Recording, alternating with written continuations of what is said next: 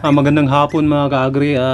Dito tayo ngayon sa ating kalilinis lang natin mga ka-agri. Kaso marumi talaga mga ka-agri kasi ang dami kong ginagawa. Dito tayo sa nanganak natin na mga ka-agri. Nanganak natin na inahin. Immature siya mga ka-agri kasi ito binigyan ko lang ng chance ba. Kasi ito yung pangwalong anak niya mga ka-agri. Matanda na talaga to. Ito nagbibigay sa akin ng ang dami ng serbisyo na ang dami ng na binigay sa akin to mga ka-agri, kaya binigyan ko siya ng chance. Yung anak niya mga ka-agri, 11. Ito immature mga ka-agri. Ito dalawa na lang nabuhay. Yung siyam ay nilibing ko na mga ka-agri. Yan dapat kasi inano ko na to yung bininta ko na to nakarang mga ka-agri.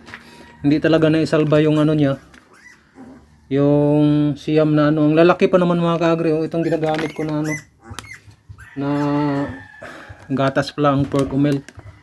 Talaga mga ka-agri, kapag nag-alaga ka ng baboy or kahit anong hayop ay kailangang sipag, tiyaga at saka sakripisyo talaga mga ka-agri.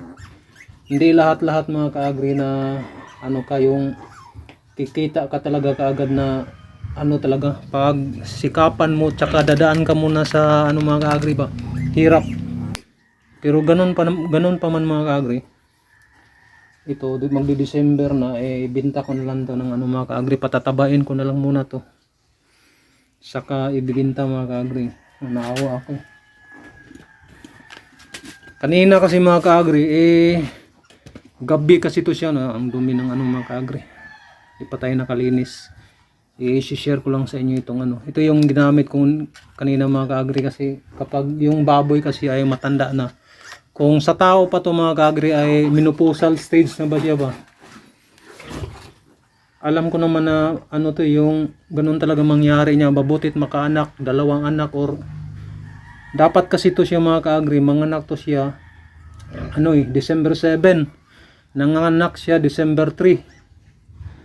Kaya okay lang naman mga ka-agri, mayroon namang ganun na wala pang 114 days ay nanganak na. Pero ganun pa rin mga ka-agri. Magpasalamat ako sa na to, kasi ilang taon din tong nagserbisyo sa akin. Itong anak niya mga ka-agri, ito palang ginagamit ko kanina mga ka-agri pag inject. Ito ang ocytocin. Ito yung halimbawa kapag yung yung baboy natin na hirap manganak, hirap lalabas yung yung mga biik, injikan mo na ito mga ka-agri, labas talaga kagad lahat yan. Ito 150 lang to, mabibili lang natin sa mga yung Agribit supply na malapit dyan sa inyong lugar mga ka-agri. Disclaimer lang po, hindi po ako nag-advertise sa na to, produktong ito. Ang sa akin lang na may share ko lang. Hindi pa tayo nakalinis mga ka-agri kasi napakarami nating ginagawa.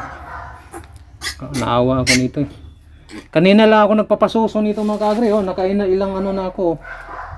Ayaw talaga. Yan ganun, magsakripisyo ka talaga mga ka-agri.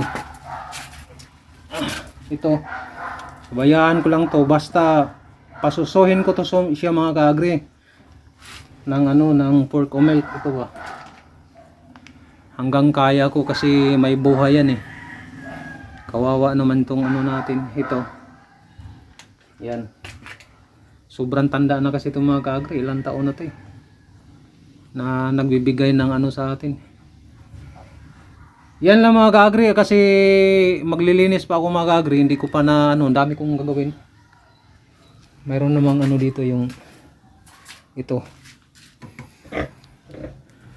Rin to buntis rin to mga ka-agri. 1 buwan buntis.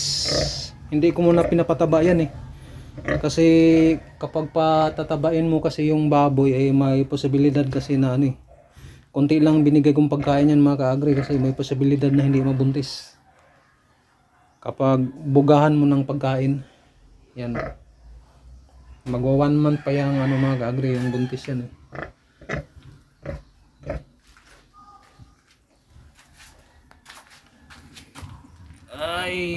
yung baboy natin walang ang dumi. Ito, hayaan ko lang ito mga ka-agri para susawin ko to. Nasa tingin ko talaga mga ka-agri, wala talaga.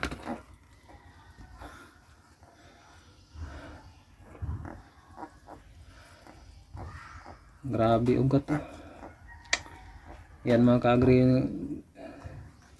kapag masanay sa hirap, yan o, ito yung ginagamit natin kanina.